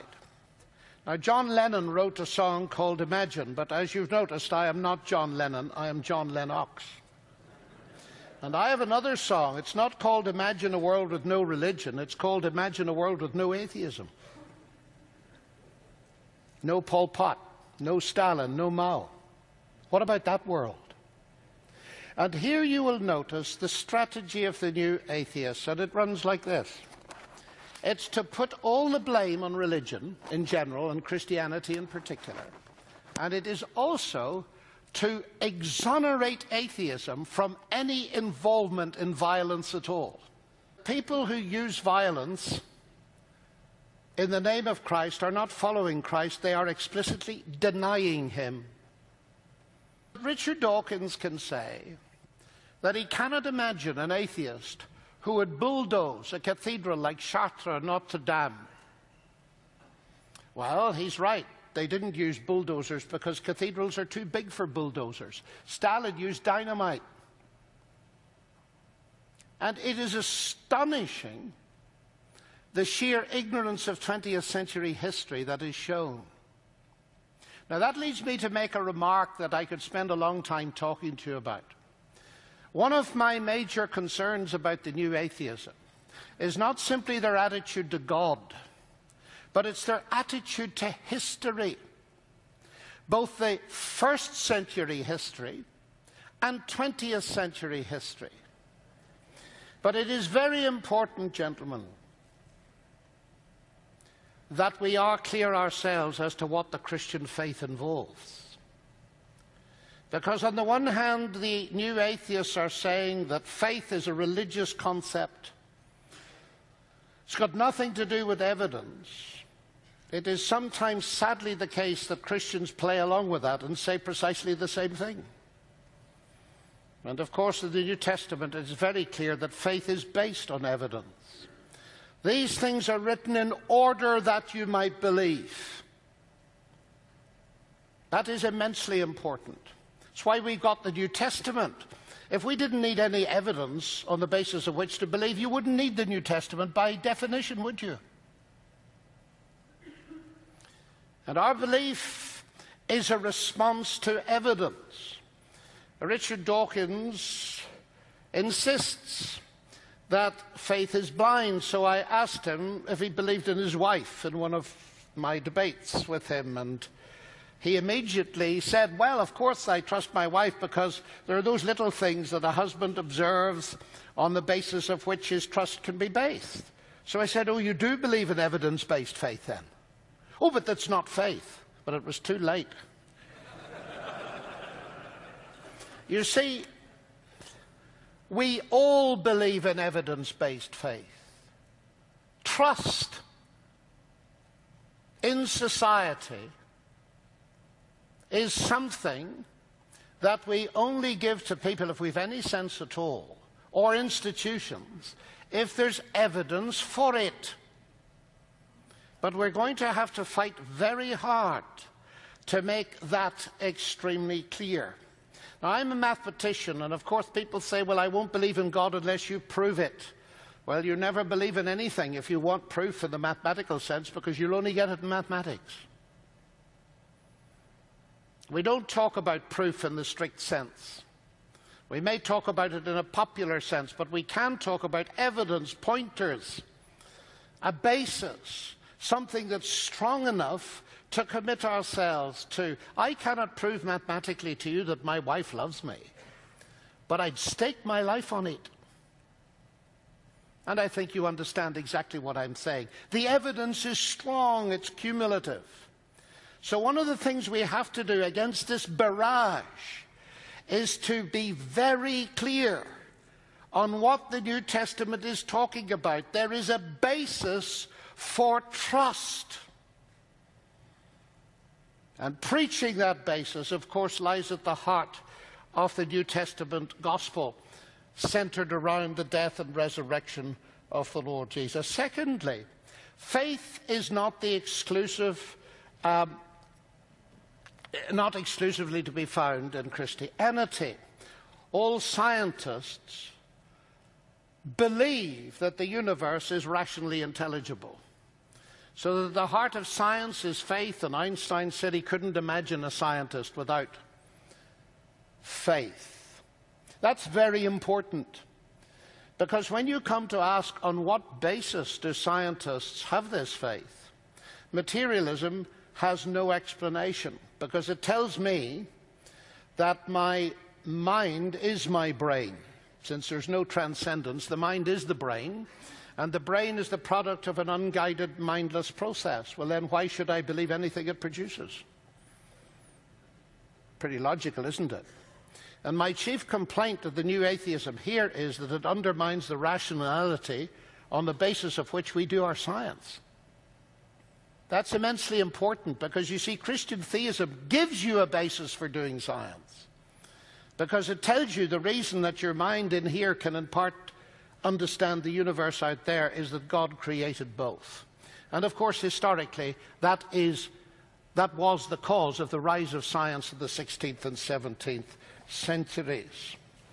Just what would it take to convince an atheist that the resurrection had happened? And I said to him, well, if we had affidavits from the Roman guards standing at the foot of the cross that they'd seen the resurrection take place, they'd seen the body taken down, they'd seen the body taken to the grave, they'd stayed by the body, and they'd actually seen the stone being rolled away and Jesus come out, and they'd stayed with Jesus all through the 40 days and watched him ascend to heaven, and that was documented and that was authenticated, would an atheist accept it?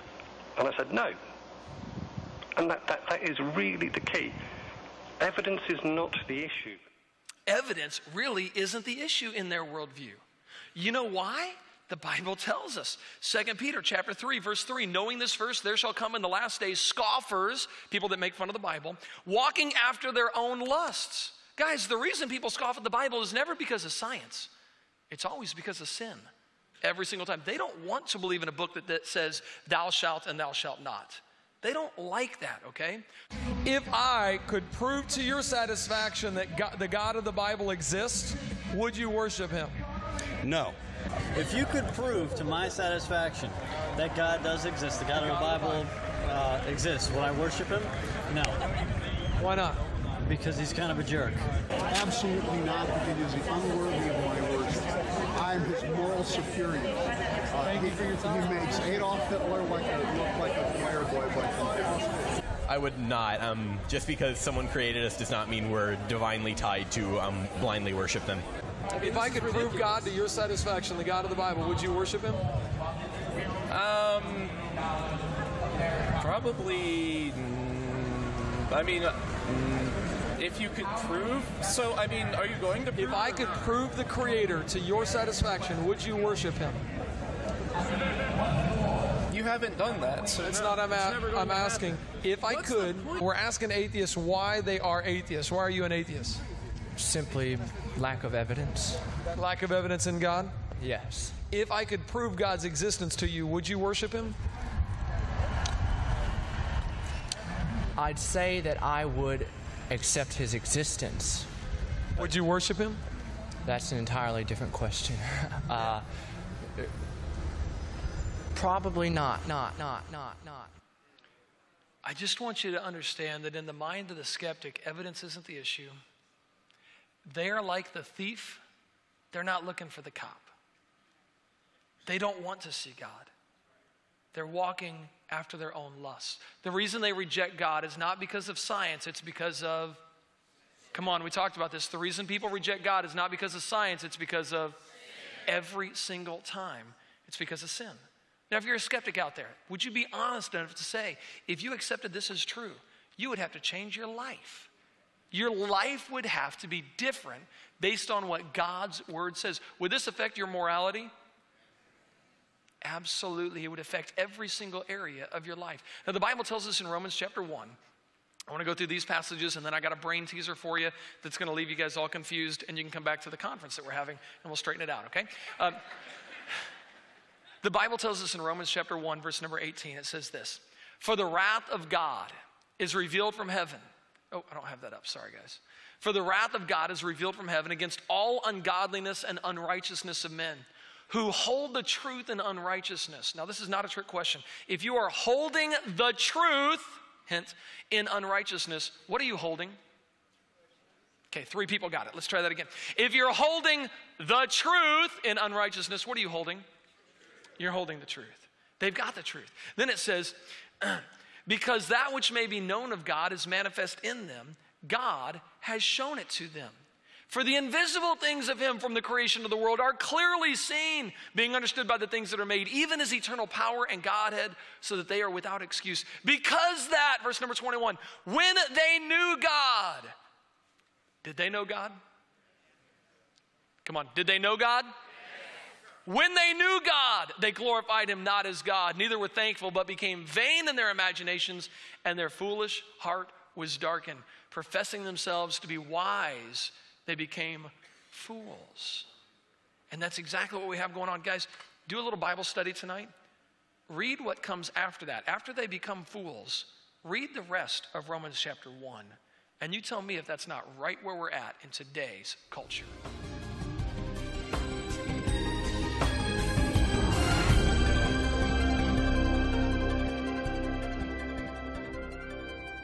Throughout the second half of the 20th century, spectacular technologies revolutionized scientific understanding of the cell, the basic unit of life. During an interview with biochemist Michael Behe, Strobel learned how this new knowledge has shaken the foundations of Darwin's theory. In the 19th century, when Darwin was alive, scientists thought that the basis of life, the cell, was some simple glob of protoplasm, like a little piece of jello or something that was not hard to explain at all. But with the hard work of science in the 20th century, we've seen that the cell is far from simple. It's got very complicated molecular machines and things that are very resistant to Darwinian explanation. Michael Behe has devoted his career to the study of the design and operation of the cell. He has also written extensively on the biochemical challenge to evolution. Most people have no idea of how small and complex cells are. A typical cell from you or me, called a eukaryotic cell, is probably 1/10 of the size of the head of a pin. And yet, in that single cell, there are about 3 billion units of DNA making out the chromosomes. And those 3 billion units make the molecular machines of the cell, literally machines that make the cell work. With computer animation, we can enter the cell. Here, the staggering complexity of its molecular machinery is clearly seen. It's like going into an automobile factory. The factory has a large number of machines. The parts have to fit together in very specific ways to do their jobs, and if things go wrong, the cell is in big trouble. And just one cell is enormously complex, but humans, you and I, are made from trillions of cells, and those trillions of cells have to fit together in the right way and do their own job. Darwinism was a lot more plausible when we were thinking about globs of protoplasm than it is when we're thinking about molecular machines. Each of these biochemical machines is a masterpiece of engineering and nanotechnology. They are essential to functions as vital and diverse as vision, photosynthesis, and the production of energy in the cell. Michael Behe has studied several of these machines, including the flagellum, a remarkable rotary motor. I remember the first time I looked in a biochemistry textbook and I saw a drawing of something called a bacterial flagellum with all of its parts in all of its glory. It had a propeller and the hook region and the drive shaft and the motor. And I looked at that and I said, that's an outboard motor. That's designed, you know, that's no chance assemblage of parts. Behe's reaction was not surprising, especially when the bacterial flagellar motor is animated and magnified more than 50,000 times to display the details of its construction and operation. Howard Berg at Harvard has labeled it the most efficient machine in the universe. These machines, some of them are running at 100,000 RPMs and are hardwired into a signal transduction or sensory mechanism so that it's getting feedback from the environment. It's got some tail proteins which act as the propeller. When the flagellum rotates, these push against the water and therefore push the bacterium forward. And the motor uses a flow of acid from outside of the cell to the inside of the cell to power the turning. The bacterial flagellum has 2 gears, forward and reverse, water-cooled, proton motive force. It has a stator, it has a rotor, it has a U-joint, it has a drive shaft, it has a propeller. It's not convenient that we give them these names. That's truly their function. In all, about 40 different protein parts are required to build a flagellar motor. Half of them are constructor proteins, specialized mechanisms that assemble the flagellum's individual components. Since its discovery, biologists have tried to understand how a machine of such superb design could have arisen gradually, without foresight or plan, through the biological pathway Darwin envisioned. I think what Darwin was trying to show was that things that look designed aren't really designed, but that we can find naturalistic processes to account for the complexity of life. Darwin theorized that every part of every living organism evolved through natural selection, a blind process that acts upon random changes in the cell. Darwin believed that, given enough time, these random variations would transform the simplest cells into the great diversity of life that inhabits our planet. In his study of evolution and molecular machines, Michael Behe has raised a significant challenge to the creative power of Darwin's mechanism of natural selection. It is called irreducible complexity. Irreducible complexity was coined by Mike Behe in describing these molecular machines. Basically what it says is that you have multi-component parts to any given organelle or system in a cell, all of which are necessary for function. That is, if you remove one part, you lose function of that system. Irreducible complexity can be illustrated by a familiar, non-biological machine, a mousetrap. The trap is composed of 5 basic pieces: a catch to hold the bait, a strong spring, a thin bent rod called the hammer, a holding bar to secure the hammer in place, and a platform upon which the entire system is mounted. If any one of these parts is missing or defective, the mechanism will not work. All components of this irreducibly complex system must be present simultaneously for the machine to perform its function. Catching mice.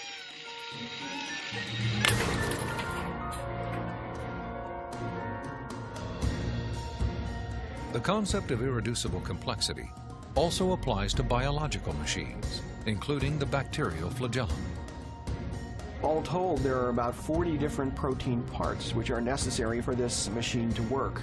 And if any of those parts are missing, then either you get a flagellum that doesn't work because it's missing the hook or it's missing the drive shaft or whatever, or it doesn't even get built within the cell. You can't put something like that together gradually because they need a large number of parts interacting with each other at the same time before they work at all. Without the tools to observe the machinery of the cell, and long before the idea of irreducible complexity, Charles Darwin offered a way to test his own theory. In Origin of Species, he wrote, "If it could be demonstrated that any complex organ existed, which could not possibly have been formed by numerous, successive, slight modifications, my theory would absolutely break down." Darwin acknowledged that if someone identified a biological system that could not have been constructed in incremental steps over long periods of time, then his theory would be invalid. And what Michael Behe and others have discovered is the existence of biological machinery that cannot be explained away by Darwinian processes. Darwin's failed predictions have in fact falsified his own theory.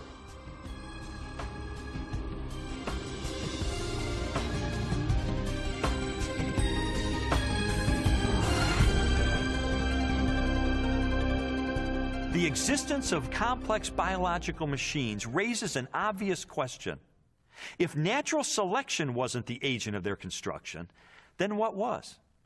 The centerpiece of my investigation was an interview with philosopher of science, Dr. Stephen Meyer. Meyer, who holds a PhD from Cambridge University, brought me face to face with the most efficient information processing system in the universe.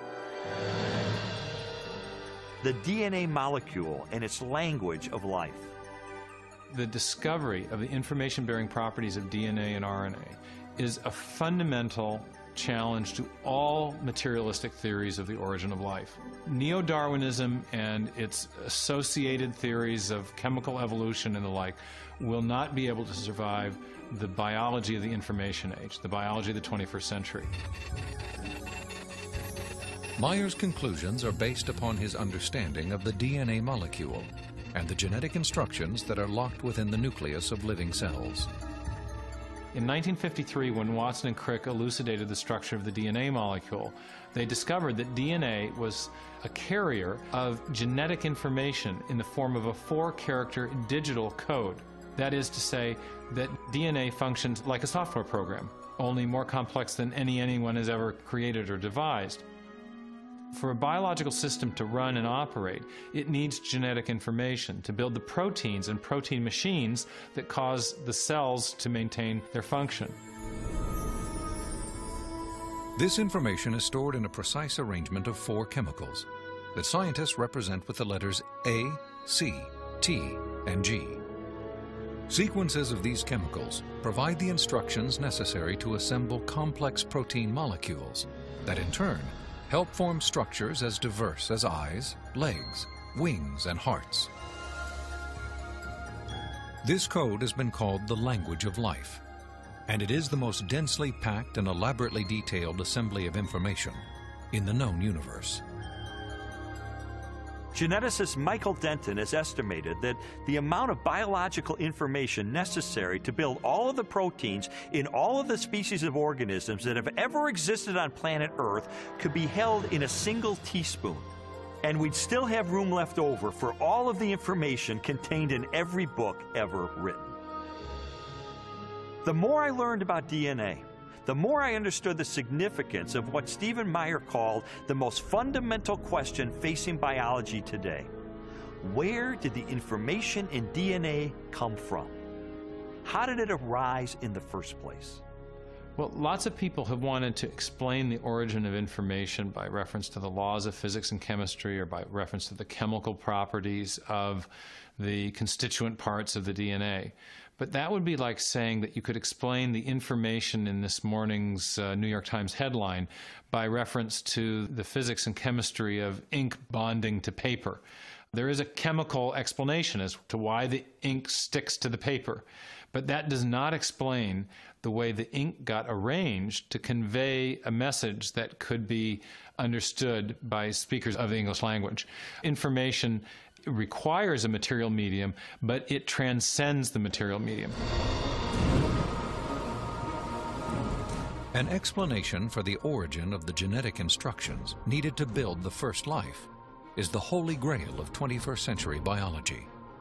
Theories proposing that this information arose through natural selection acting upon non-living molecules, or the self-organizing power of chemicals in a primordial soup, have repeatedly failed. Even time and blind chance, the oft-invoked saviors of implausible biological scenarios, have fallen far short as accounts for the source of the instructions in DNA. Mathematicians, for example, have calculated that a universe filled with monkeys, typing relentlessly throughout the oldest estimated age of the cosmos, would have no realistic chance of producing Shakespeare's play Hamlet, let alone a transcript of the genetic information required to build even the simplest living cell.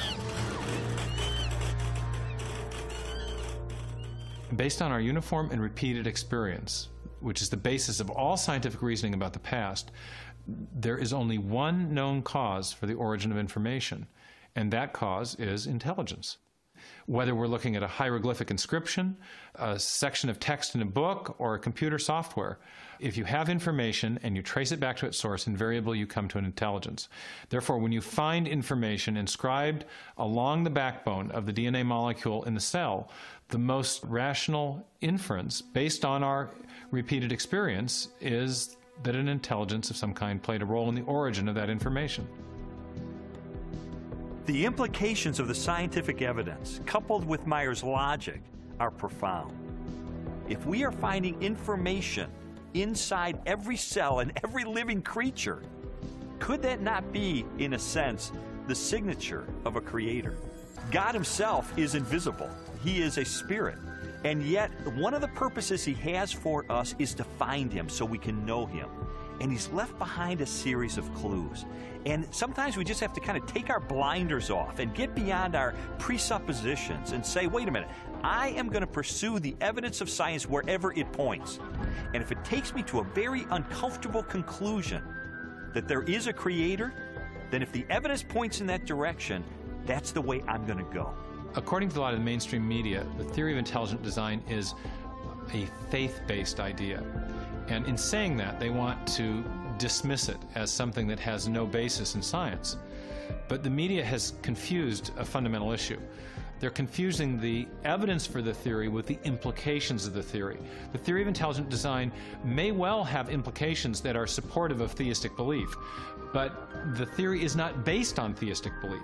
It's based on the discovery of digital code in cells, miniature machines in cells, the fine-tuning of the laws of physics and chemistry, and standard ways of scientific reasoning about the remote past in the history of life. One of the most interesting things I've learned as I've gone on this journey of scientific discovery has been that you don't have to commit intellectual suicide to come to the conclusion that there is an intelligent designer. Because today, science is pointing more directly and more powerfully toward a creator than any other time in the history of the world. I was trained in journalism and law to respond to truth. I had to take a step of faith in the same direction that evidence is flowing, which is logical and rational. We do that every day of our life. We make steps of faith based on the evidence that we perceive. And so it was the most logical and rational step I've ever taken to put my faith in the creator that science tells me exists.